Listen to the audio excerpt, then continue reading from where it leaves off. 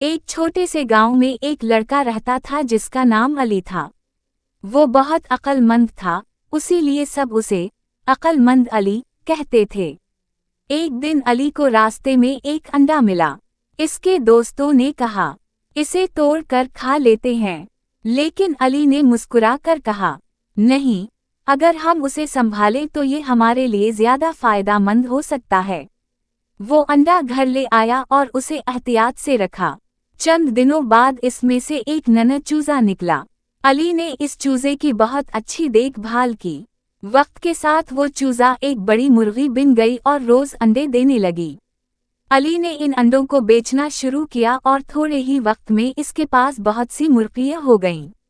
अब वो अपने गांव का एक कामयाब लड़का बन गया। एक दिन इसके दोस्तों ने पूछा, तुमने ये सब कैसे किया?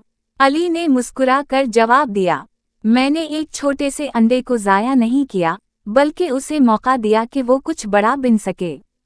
सबक: अक्लमंदी यही है कि हम छोटी चीज़ों की कदर करें और सब्र के साथ मेहनत करें।